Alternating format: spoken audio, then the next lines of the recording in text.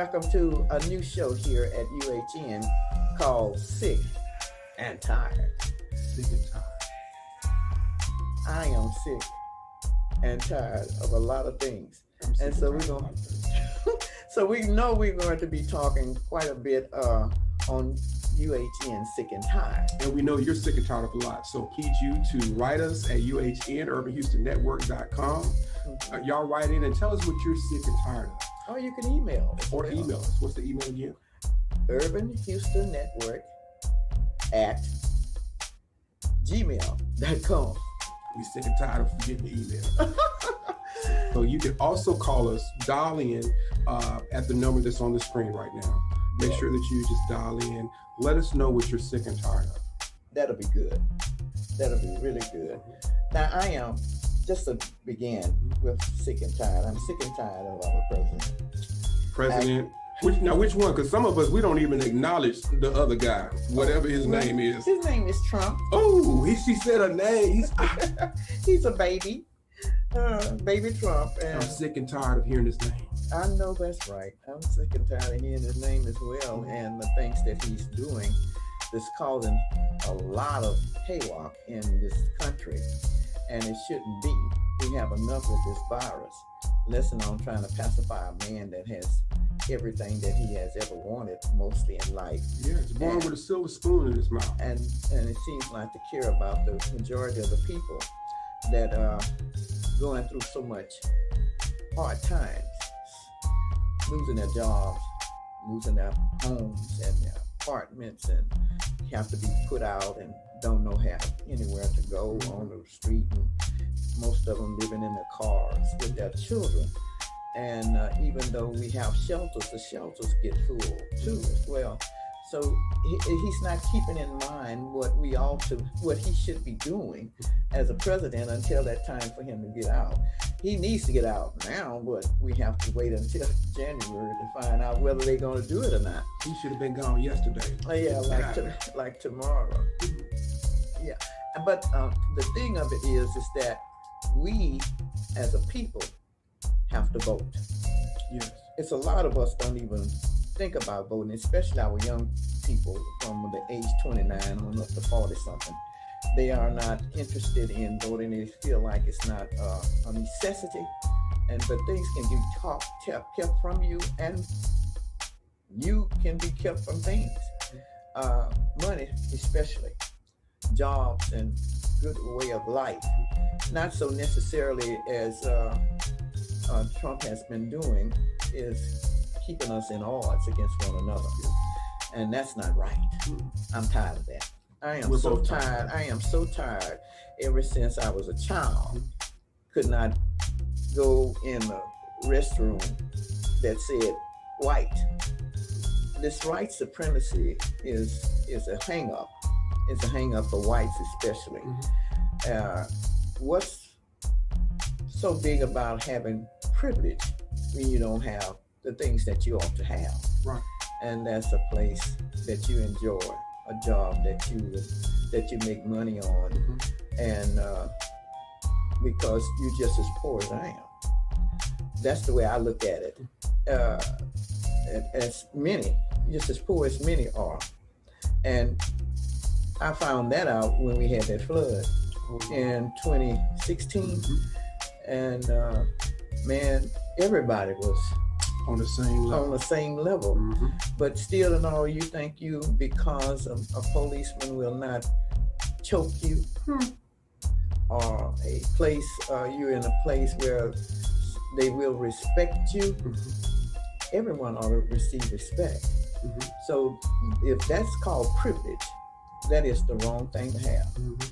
Privilege has to do with how people have certain things that someone has given them or want to give them, and you shouldn't have to have anyone, especially the rich people, to give you anything. I like what you said about privilege, because if we really would revisit, the definitions of privilege, with true privilege, not this falsified privilege that a lot of people embrace today. Yeah. True privilege, there's responsibility and accountability that comes with that. So if I've been empowered economically, then there's a responsibility, especially as a Black man, a Black woman in business. Right. There's a responsibility that we have to our community as a whole, not just to our people, so to speak, but as a whole. And so a lot of times what a lot of people call privilege, they're actually excusing themselves from the responsibility of being their brother's keeper. And so that's what we see, where you use that as a moment of oppression instead of a moment to edify and build each other up, because as you sow into your communities and people who don't look like you, you actually bring everyone up to another level. That means it's bringing you up too as well. That's right. But when you don't see it like that, then that thinking area causes you to be a part of the problem. And it's time out for that. It's time out for all of shooting at one another, running over each other, hanging each other, all those kind of things. And the politicians will say, well, y'all kill each other. Yeah, whites kill each other too. That's right. Just like blacks killed each other. Yeah, we're sick and tired of y'all trying to criminalize certain people. Yeah, when you're doing some of the same stuff. Too. You know, the whites steal as well as they come up with schemes just as well as blacks will come up with schemes. So let me say this, our responsibility here at UHN is to empower the community. There's nothing stronger than information. As Dr. Clara said earlier, we need you to get out and vote. Early voting starts here in the Houston area on November the 24th. Also, it picks back up from December the 1st through December the 8th. And then election day is December the 14th. We know that here in Houston, we've had a lot of court issues that have tied up our voting process, specifically in District B. But it is our responsibility to get the message out to you, the community. We know you tune in, but we need you to hear the importance of voting. So get out and vote. Early voting again, November the 24th, and then December the 1st through the 8th. I'm going to be there. We just had an election, but the runoff election, this is what it's not getting out. The message isn't being out. Cynthia. Cynthia Bailey and Tarsha Jackson. There you go. Yeah. Now we have Tarsha Jackson. That's okay. Because I know Tarsha Jackson is going to win. Cynthia Bailey. I love both of them. I love the fact that Cynthia Bailey, she represents a lot of things to our community. She represents obviously a person who has had certain things in the past, and she's overcome those things. That was part of what the litigation was about. Can a person who is an ex-felon run for an office? And I believe the answer should be yes. Most definitely. Our past issues shouldn't hold us back. That goes for everything. We have people who get out of prison and they can't get apartments. They have can't get a job. Tell the truth. You can't even. And they talk about rehabilitation, and then they be looking at you trying. How can you pay a parole fee and you have no job? Not a good job.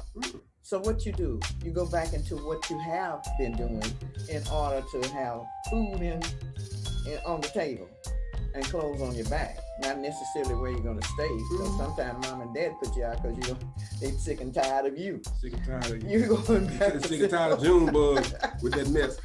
Just sick and tired of the things bailing you out, doing certain things.